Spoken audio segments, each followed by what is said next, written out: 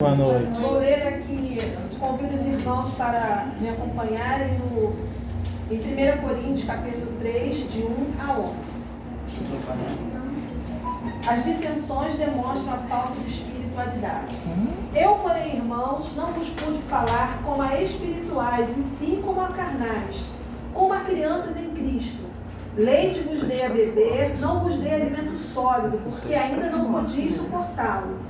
Nem ainda agora podeis, porque ainda sois carnais. Porquanto, havendo entre vós ciúmes e contendas, não é assim que sois carnais e andais segundo o homem? Quando, pois, alguém diz, eu sou de Paulo, e outro, eu de Apolo, não é evidente que andais segundo os homens?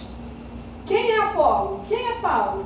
Servos por meio de quem crestes, e isto conforme o Senhor concedeu a cada um. Eu plantei, Apolo regou, mas o crescimento veio de Deus. De modo que nem o que planta é alguma coisa, nem o que rega, mas Deus que dá o crescimento. Ora, o que planta e o que rega são um, e cada um receberá o seu galardão segundo o seu próprio trabalho. Amém. Porque de Deus somos cooperadores, lavoura de Deus, edifício de Deus, sois vós. Segundo a graça de Deus que me foi dada, lancei um fundamento como prudente construtor, e outro edifica sobre ele. Porém, cada um veja como edifica, porque ninguém pode lançar outro fundamento além do que foi posto, o qual é Jesus Cristo. Bem, irmãos, falar sobre a igreja de Corinto é falar também sobre a igreja nos dias de hoje. A igreja de Corinto estava inserida num contexto desafiador. Corinto era uma cidade portuária, era uma cidade com diversidade cultural, e a todo momento entravam e saíam pessoas daquele lugar com culturas diferentes, raças diferentes, costumes diferentes, e é óbvio que a igreja também seria desafiada dentro deste contexto. E assim também nós temos a nossa igreja. A igreja de hoje também ela é desafiada a todo momento. Nós vamos fazer uma análise aqui no nosso bairro, moramos perto da nossa igreja, perto de uma escola de samba, uma não, mais de uma, e outras coisas também que desafiam o nosso dia a dia como cristãos compromисsados com a palavra. É um desafio. Verdade. É um desafio. E a igreja de Corinto vivia todo este contexto. E é claro, ela estava sendo desafiada e ela iria reproduzir automaticamente um estilo de vida da sociedade da época. É óbvio. E o que não muda muita coisa nos nossos dias, não muda, irmãos. E o que estava acontecendo ali na igreja de Corinto, Paulo foi comunicado que estava havendo dissensões. A igreja de Corinto era uma igreja abençoada, era uma igreja que tinha muitos dons, era uma igreja que trabalhava, era uma igreja que dava conta do seu serviço. Mas também existiam ali coisas que desafiavam. Existia grande imoralidade no seio daquela igreja. Dissensões, confusões, ciúmes e contendas, coisas inerentes a todos nós. Se nós não vivemos esses desafios nos dias de hoje, como é triste quando uma igreja está em dissensão. Ela não abençoa, irmãos. Porque o bairro, as pessoas que moram neste bairro, em volta desta igreja, eles precisam crer na palavra daquela igreja, naquele contexto. Como ela vai crer na mensagem daquela igreja se ela está em divisão? Não vai crer. Não vai crer. Então, assim que Paulo toma conhecimento, ele escreve uma carta, aconselhando os irmãos. Nós podemos ver ali nos primeiros capítulos do livro de Coríntios, e quando Paulo exorta a unidade, e aí ele fala que a igreja é uma igreja enriquecida em toda a palavra, em toda a sorte de dons. Ele fala muito bem da igreja, mas ele precisa chamar a atenção da igreja, ele precisa fazer essa igreja refletir que a divisão é resultado de quê? De carnalidade. Mas ele precisava falar àquela igreja com todo cuidado, porque o comportamento, o espírito da igreja era carnal. E ele não podia chegar e dar uma palavra dura naquele momento.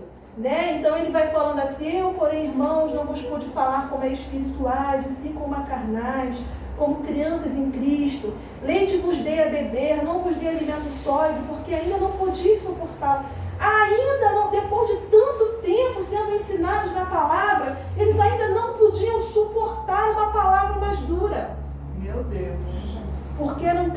crianças, precisavam sensíveis, imaturos, sabe? Então isso trazia uma certa dificuldade até para que fossem, para que recebessem uma palavra de conserto. E assim Paulo vai aconselhando, nem ainda agora, porque não pode suportar porque sois carnais. Havendo entre vós ciúmes e contendas, não é assim que sois carnais e andais segundo o homem? Mas qual era o motivo da briga? Filosófica. Existiam 4 grupos distintos ali naquela igreja. O grupo de Paulo, o grupo de Apolo, o grupo de Pedro e o grupo Eu Sou de Cristo, que era o pior. Porque eu sou de Cristo, eu sou espiritual, eles não queriam estar debaixo da autoridade de Cristo, mas eles falavam, eu sou de Cristo, né? Então existia essa briga. Então, Paulo tinha uma linha de Apolo, porque vinha da escola de Alexandria, era intelectual, tinha uma palavra poderosa. Paulo falava a respeito da salvação mediante a fé. O grupo de Pedro era o grupo mais simplesinho, né? Pessoas mais simples. E assim, estava aí aquela briga filosófica, porque o homem estava prevalecendo, eles estavam tirando, anulando o efeito da cruz de Cristo naquele lugar, e o que estava prevalecendo ali era o eu. A minha escola, aquilo que eu acredito, a filosofia que eu acredito, aquilo que eu quero servir, aquilo que eu quero cultuar, aquele ensinamento, tirando o fundamento, que é Cristo, e colocando um fundamento que não tinha nada a ver com a palavra de Deus. Meu Deus. Então, o Paulo vai falando com todo cuidado, sim, tá, tudo bem, mas não dizendo que a diferença de opinião é importante, a diversidade é importante. A diversidade é importante. Nós temos diversidade de dons, diversas formas de trabalhar na obra do Senhor. Mas ele diz assim, no versículo 5, quem é Apolo? Quem é Paulo? Tá, quem é? Tá, são todos servos de Deus. Paulo está falando aqui a irmãos, ainda que carnais, mas a irmãos. Então nós estamos falando aqui no contexto igreja, né? Então ele está dizendo assim, tá, quem são eles? São pessoas importantes, são pessoas que cooperaram para a obra de Deus. Mas se não fosse o poder de Deus, o conhecimento da palavra na vida deles, eles conheceriam a palavra? Não. Então Paulo não está anulando o trabalho de Paulo, de Cefas, de Apolo, não está anulando. Ele está dizendo que todos são importantes na palavra, na obra de Deus. Todos foram importantes ali naquele serviço. Mas isto conforme o Senhor concedeu a cada um. Um dia alguém aqui neste lugar teve um propósito, eu quero abrir a minha casa para fazer uma congregação, da congregação nasceu aqui esta igreja, então um veio, começou o trabalho, um pregou, um cantou, um ofertou, pessoas cooperaram, mas quem deu o crescimento? Deus.